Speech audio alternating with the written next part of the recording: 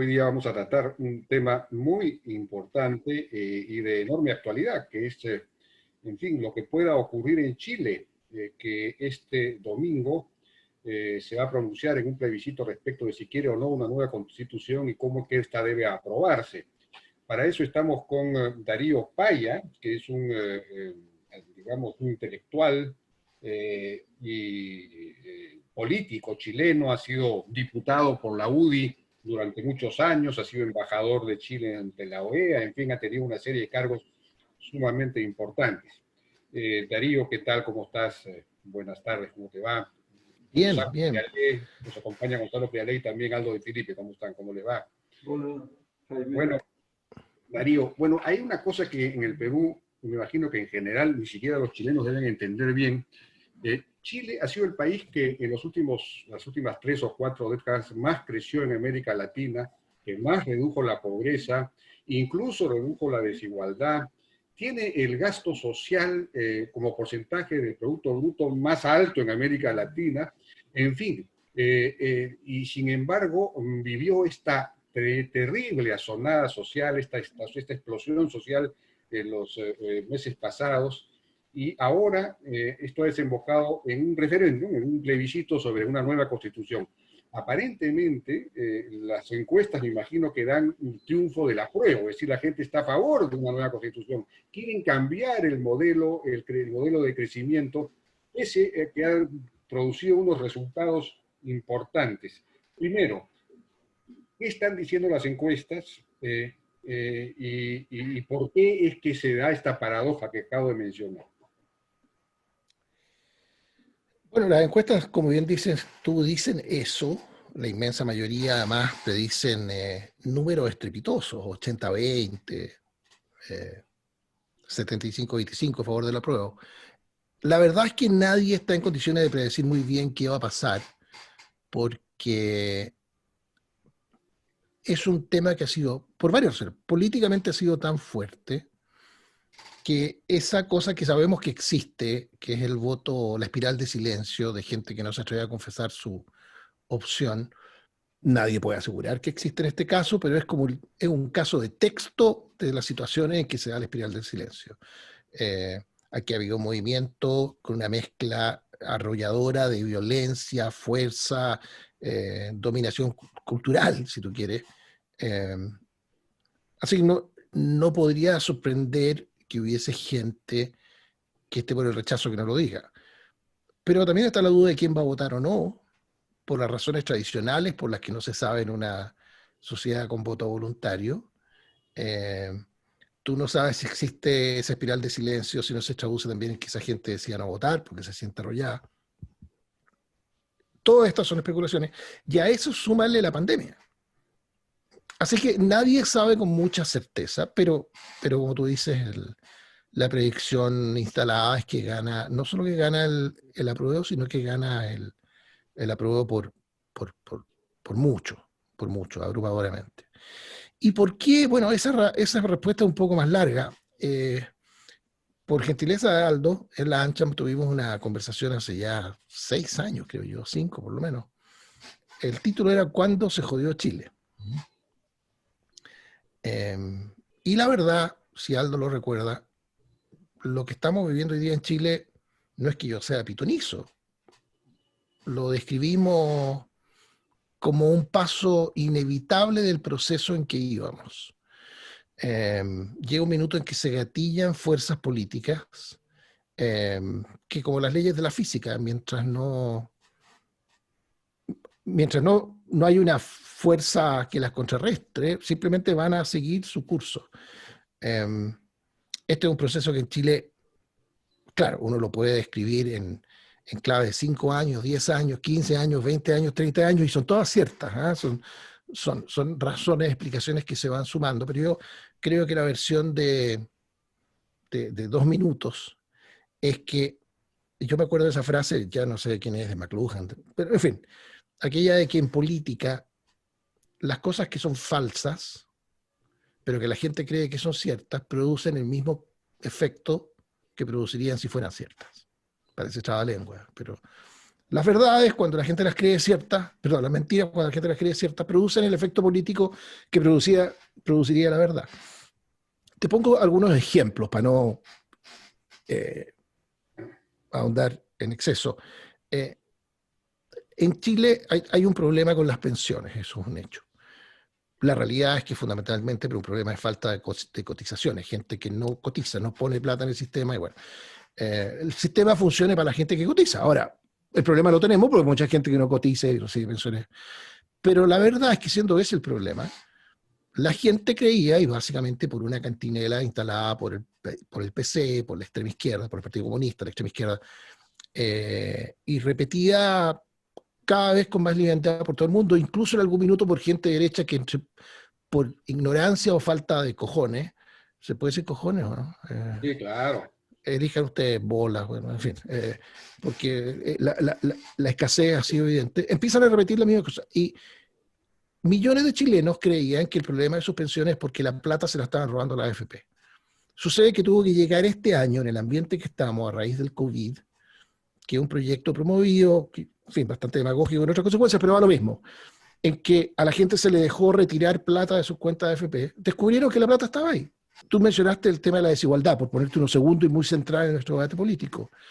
Eh, la realidad es que como todas estas cosas dan para juegos de política. Mira, como todo país que progresa, especialmente de manera relativamente explosiva, con quiebres generacionales, se te producen muchas distancias y muchas desigualdades entre la gente de las generaciones mayores, la de mis padres, por ejemplo, los dos tienen más de 80 años, gracias a Dios los dos viven, miembros de una generación de un país que se educó y creció y trabajó, gran parte de en un país pobre, pobre, pobre, pobre, en que los niveles de pobreza eran del 50%, en que los pobres andaban a pata pelada, etcétera, etcétera.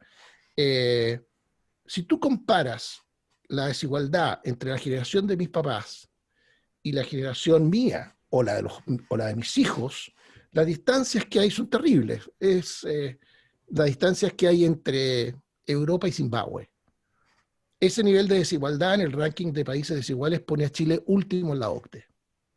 Pero si tú vas a ver a las generaciones de la mía y posteriores, los niveles de desigualdad en Chile nos ponen en lugar séptimo de la OCDE, equivalentes a Francia. O sea, la verdad es que nos estábamos haciendo más iguales generación por generación, pero la izquierda repite y repite lo contrario al punto que gente de derecha lo empezó a repetir. Entonces al final nosotros hemos llegado a donde llegamos por una mezcla de mentiras, perseverancia en la mentira de la izquierda y falta de coraje y perseverancia en defender las cosas que sabían que era verdad porque eran impopulares de mucha, mucha otra gente. Todo evitable, pero en fin, ya estamos Bueno, en lo que estamos. evidentemente la izquierda ha ganado pues, la batalla de las ideas, la batalla cultural, la batalla de los mitos, la batalla de las mentiras, por decirlo así, sin que del otro lado haya habido, digamos, una respuesta equivalente. Eso es un poco lo que ha pasado, me imagino. Ahora, con el tema de la Constitución, del plebiscito que se va a producir este domingo, ¿ha habido un sector que haya defendido la Constitución actual de una manera consistente, digamos, más o menos rigorosa? O también ha habido esa especie de, no sé, ¿cómo le has llamado tú? Una espiral de silencio, Sí. una, ¿no? Es decir, una renuencia, una inhibición a participar, culposa, digamos.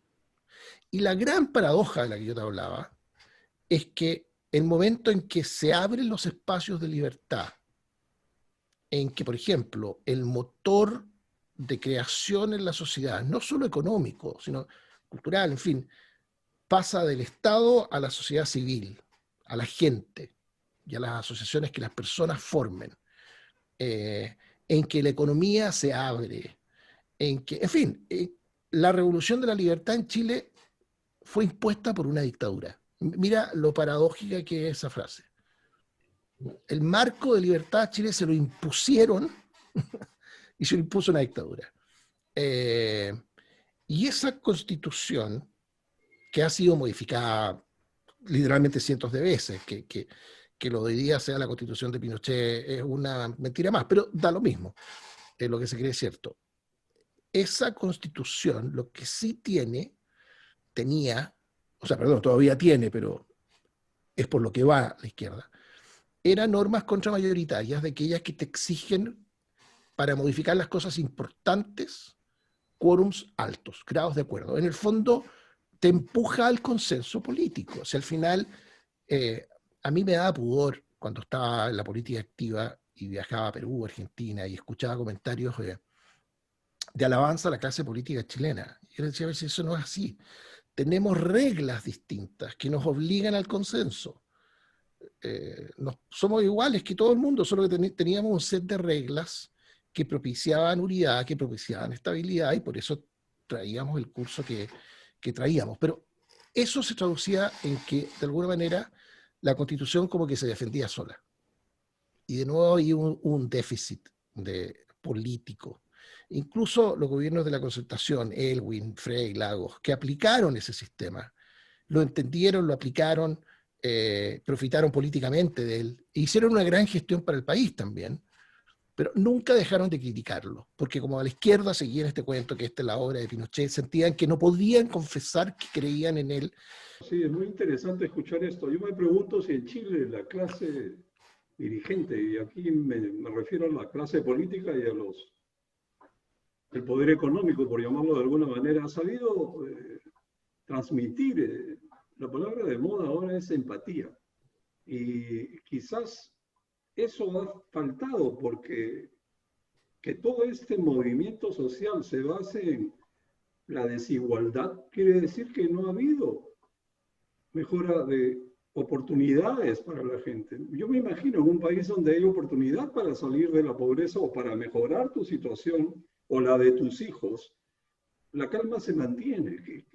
¿Qué es lo que falla? No Eso es lo cuentes que con no. eso, Y no si es que cuentes con esto es eso porque no... fake, y si la desigualdad es fake news, bueno, qué efecto grande que ha tenido. Otra cosa que me llama la atención es que estos movimientos de colectivos parece que surgieran de la nada, me imagino de las redes sociales, pero hay caras, uno puede decir, estos son los 5 o 6 dirigentes de estos movimientos que han puesto en vilo al país.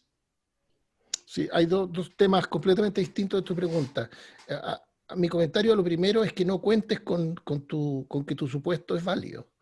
Eh, porque lo que frustra a las personas no es distinto de lo que frustra a las instituciones o a los países, que son las expectativas.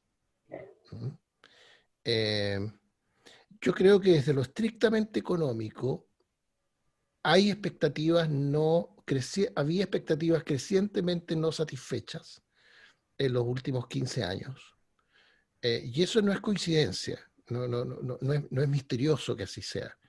Porque Chile venía de crecer al 8 y al 7 y al 6 y al 7 y al 8%, como avión, despegando. Eh, Eso no solo significa muchas oportunidades nuevas para mucha gente, significa esperanzas nuevas. Cuando una familia por fin logra que el primer miembro de todas las generaciones de esa familia vaya a la universidad, ese es un logro al que acceden con la sensación de que con eso lo lograron. ¿No es cierto? Eh, Ahora, lo que pasa es que lo están logrando al tiempo que lo está logrando mucha otra gente. Piensa tú que en Chile se quintuplicó la cantidad de gente que podía asistir a la universidad, a educación superior, digámoslo así, eh, entre el 80 y el 2000. Perdón, entre el 90 y el 2000, 90 y el 2005. Ahora, el problema es que ya al 2005 este país ya no crecía ni al 7, ni al 8, ni al 6, sino que apenas al 5. Y cuando se fue la señora Bachelet de su primer gobierno, estábamos creciendo al 3, 2,8. Y después volvió Piñera y bueno, echó a andar la máquina, en lo económico lo hizo bastante bien y ojo, iba a ver, el país creció sobre el 5%. Pero volvió la señora Bachelet y ya no le dio ni siquiera el 2%. Y ustedes se dan cuenta que un país que crece el 2% es un país en que más de la mitad de la gente crece cero. No. Hay algunos que siguen creciendo 8, 9, 10, 12, 40, ¿no? Entonces, eso te produce una frustración muy grande. Yo soy el primero en reconocer, sin embargo, de que mi impresión es que el driver, el combustible fundamental de la explosión de octubre del año pasado, no fue lo de la desigualdad, fue que se instaló algo con complicidad, eso creo yo, relevante de Sebastián Piñera y la agenda de su primer gobierno, eh, algo que calza muy bien con una característica de nuestra idiosincrasia en Chile. Yo tiendo a ver en eso algo que tiene, a ratos percibo en otras partes de la costa del Pacífico, eh, que es algo distinto a lo que uno ve, y estas son grandes generalizaciones y muy injustas, pero en la costa del Atlántico, esa sensación que tiene el chileno de que siempre te están ocultando algo, de que hay una conspiración, de que me dan ganas de hablar en francés para decirlo como decimos en chileno, ¿eh? Me están cagando, ¿no? Cuando te pasa algo malo, tiene que ser por culpa de alguien. Yo creo que en eso hay un mecanismo evolutivo que tiene algún sentido, ¿no? De no ser gil, no ir por la vida creyendo que todo lo que te pasa es por mala suerte. Es razonable preguntarse, no habrá alguien, pero cuando automáticamente el default mode es, hay alguien malo detrás de esto que me está pasando, y además son alguienes, son algunos, y además le agregamos nosotros, y son los mismos de siempre. Aquí se validó la noción de que unos pocos controlan todo, que son los mismos de siempre y responsables de todo lo malo que nos están pasando. Y por supuesto que yo te puedo nombrar 20 episodios de gente que ha hecho cosas impresentables, ilegales y casos de alto perfil, pero en torno a los cuales o con los cuales desde la izquierda se construyó una narrativa que te mostraba a esta gente y la conducta de estas personas como la esencia del esquema de sociedad libre que vivíamos. Y como lo dije, y es grave, no quiero que como una frase al pasar, con responsabilidad en esto de la agenda de Sebastián Piñera en su primer gobierno, porque probablemente él tratando de, siendo él un empresario, conocido por todo el mundo como un empresario, yo creo que electo en gran medida como un empresario exitoso que la gente pensó que podía proyectar en la economía del país sus habilidades en el mundo privado, aparentemente él, para distanciarse de esa percepción, de esa identidad, hizo suya la agenda antiabusos, ¿no? Y validó este discurso que, fuera de toda proporción, hacía de casos ilegales, de eso no cabe ninguna duda, eh, como el quehacer central casi de una parte de nuestro país. Entonces se instaló este cuento y por eso había una irritación y por eso que hubo una violencia tan extendida el 18 de octubre. Ahora, algunos se pueden haber sorprendido a participar en ella y en eso puede haber habido espontaneidad en algunos. Pero a raíz de tu pregunta, no cabe ni una duda que aquí había cosas completamente organizadas con un nivel de sofisticación notable, preparado con anticipación. De qué otra manera te explicas que quemen en un par de horas 18 estaciones del metro usando los mismos acelerantes químicos en todas partes, con la misma Pero ¿hay metodología? caras visibles, Darío? No son organizaciones eh, clandestinas, terroristas, alguna mano extranjera puede haber en eso también, es difícil saberlo. Hay detenidos, en fin, hay gente procesada, pero mucha otra gente se sumó a la fiesta, ¿eh? Yo sospecho que el grueso de los que están en el fondo de la organización, de lo que no tuvo de espontáneo, ahí siguen calculando cuál es el momento en que pueden hacer más daño. Ustedes ya vieron lo que pasó este domingo aquí en Santiago, que fue brutal. Perdón, no solo en Santiago, la verdad que en todo Chile. Las imágenes de Santiago fueron muy brutales, pero... Aldo, ¿quiere participar? A ver, has dicho cosas muy interesantes. Yo tengo la impresión chileno, el echarle la culpa a otro de lo que nos pasa a nosotros. Sin ir muy lejos, en México el culpable de todo son los Estados Unidos. En Perú, últimamente, el culpable de todo es la CONFIEP, que es la Asociación de Empresarios, y también los políticos acostumbran a echarle la culpa a alguien en particular, lo hemos visto en los últimos tiempos acá muy de cerca. Si a eso le combinas un sentimiento que al menos aquí ha estado muy marcado, que es esperar de que el Estado te dé de todo, o sea, yo me merezco todo y me lo tienen que dar, es una combinación complicada, y si le añades ya la mecha de alguien que mueve ese tema, ya se vuelve explosivo.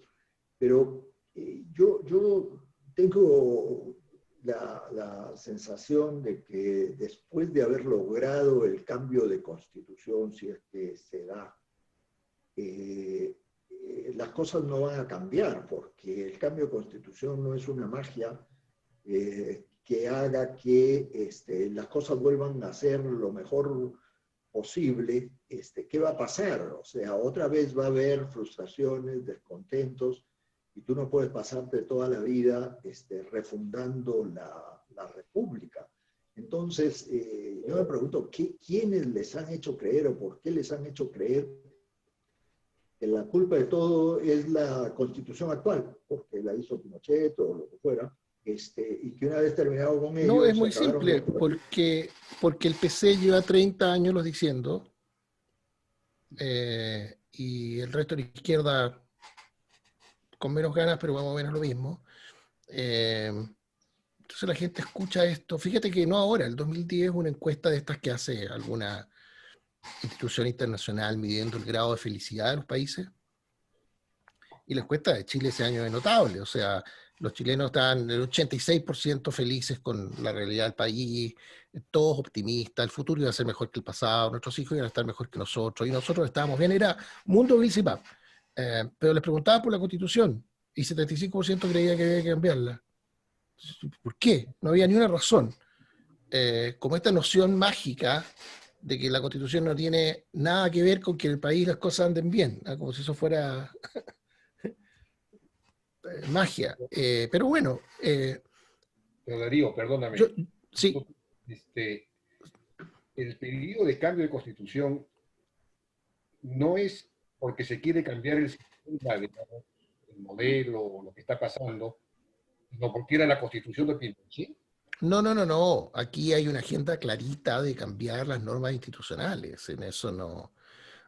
Una cosa es la... Mira, no nos perdamos. Pero el 90% de la energía que estuvo en la calle a partir de octubre del año pasado protestando en Chile quería cambios sociales, justificados o no, bien inspirados técnicamente o seguramente no, legítimos o exagerados, lo que tú quieras, pero eran sociales. Con un grado de violencia tal que me salto la casuística. Claro. Hay una expresión eso cuando alguien tiene a otro con el pie al cuello. Bueno, esa violencia desatada tenía en jaque, con el pie al cuello del gobierno, de las instituciones en Chile. Y en ese ambiente, con esa pistola cargada arriba de la mesa apuntada, se ofrece esta salida. Pónganos la Constitución arriba de la mesa si quieren que se acabe la violencia. Que por supuesto no se acabó.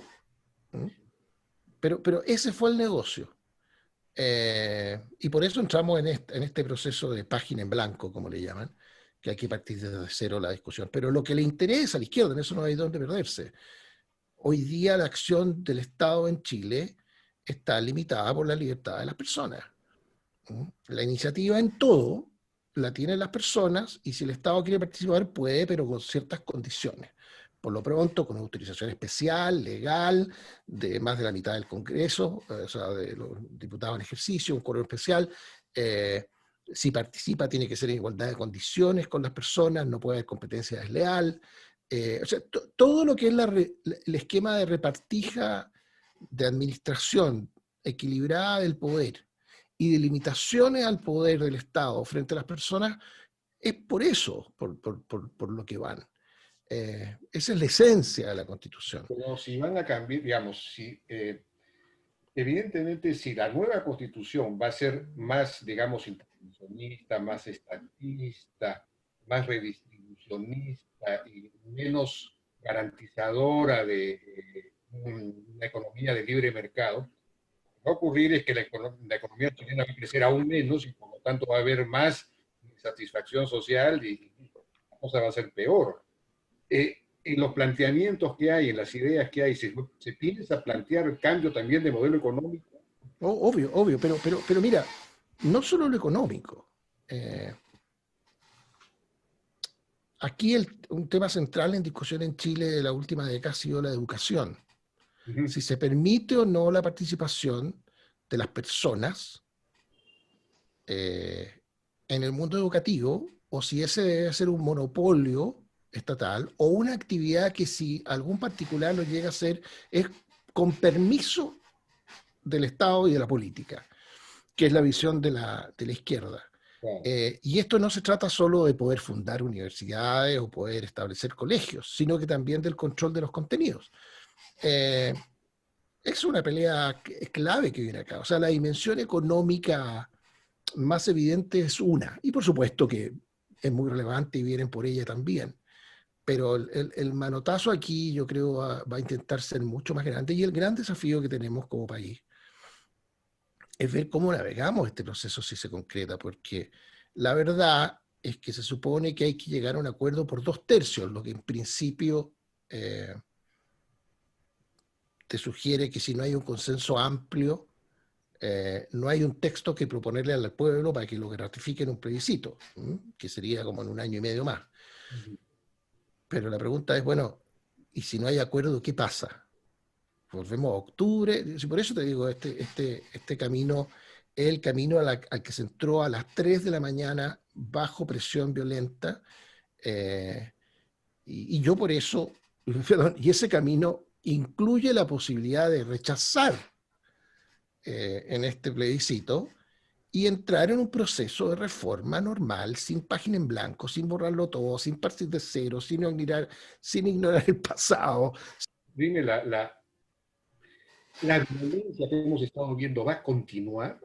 ¿Quién está manejando en este momento la violencia? Yo creo que hay al menos tres, en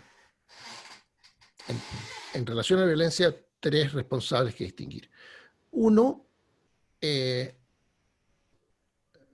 los grupos que físicamente ejercen la violencia, y que no son varios distintos, y en distintos grados.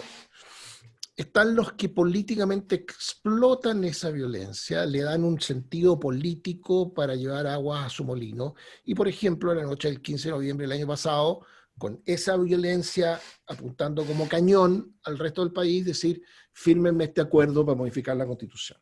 Yeah. Y ahí tú tienes al Partido Comunista, el Frente Amplio, etcétera, etcétera. Y después está un montón de gente... mira, yo tengo que reconocer que un porcentaje importante de fuerzas de centro-izquierda, con las que yo he discrepado toda mi vida, y en fin, pero yo reconozco mucho de ellos una actitud responsable, al menos in extremis, de no sumarse a aquello, y yo creo que eso hay que valorarlo. Por ejemplo, ha sido muy evidente cómo desde el 19 de marzo, de octubre del año pasado, se ha intentado hacer caer al gobierno y producir un quiebre, incluso violento, si pudieran. Y no toda la izquierda, no toda la centroizquierda en Chile ha sido parte de eso, pero hay algunos que no les desagrada la idea y se les transparentan esas sonrisitas de entusiasmo al rato, y otros que no tienen coraje para decirle que no frontalmente al Frente Amplio y al Partido Comunista, y para qué te digo a los orcos que están de ahí hacia la izquierda. Y hay una relación utilitaria con la violencia. Bueno, es muy complejo. Por eso que a ratos había una sensación de zozobra. Pasarte franco, no es lo que yo he sentido en estos días, pero no te quepa ni una duda que hace un año la sensación era esa, de zozobra, de no saber dónde paraba el proceso. Mira, estos procesos como el que se anuncia de cambio de constitución y nuevas reglas de juego y sobre todo tirarse abajo el modelo anterior, al final conduce a un empobrecimiento general. Es una ironía grande, pero el país termina más igual que antes, pero completamente empobrecido, ¿no? Es la experiencia que se ha visto en tantos países. Ojalá que no Sí, ocurra en Chile. es una pena muy, muy, muy grande. Eh, y alguien, no sé si la pregunta fue de Aldo, eh, que preguntó hace un rato por el rol o por la voz de las organizaciones empresariales o qué sé yo. Yo no puedo hablar por la realidad de Perú, porque con todo lo que quiero Perú y me gusta, no lo conozco como para... Pero sí te puedo hablar de la realidad chilena. Eh, yo creo que muy tarde se ha descubierto un sector de la sociedad chilena, no solo empresarial, que para defender tus puntos de vista y las cosas en las que crees, y tus intereses, porque es legítimo defender tus intereses, tienes que acostumbrarte a hacerlo en el debate político. No basta con ir a convencer a la autoridad de que lo que se está diciendo ya es demagógico y va a destruir al país. Hay que tener ese debate en público. La gente necesita escuchar el otro punto de vista, porque lo Sí, que te ha pasado en Chile es que en gran medida se ha escuchado uno solo un solo punto de vista. y la gente se terminó convenciendo de cosas de falsedad. Sin embargo, en el Perú hay, digamos, una envidia a Chile por los think tanks que tienen unos centros de investigación vinculados al sector privado, partidos políticos también de derecha, digamos, pero básicamente vinculados al sector privado, conozco por lo menos dos o tres, que ellos tienen una producción de alguna manera muy Sí, pública. ¿Qué tú dices bien, pero eso, Jaime, explica que tú tengas buenas políticas públicas y que tú tengas un buen paper, que tengas un buen documento. Y que si tienes apoyo político, puedas implementar, tengas una buena solución técnica que implementar. Pero tiene que haber apoyo político. No es el rol de los think tanks ser partidos, además de escribir los papers. No sé si me explico. Gracias por tu participación en esta conversación sobre Chile. No, a ustedes por el interés y buena suerte. ¿Eh?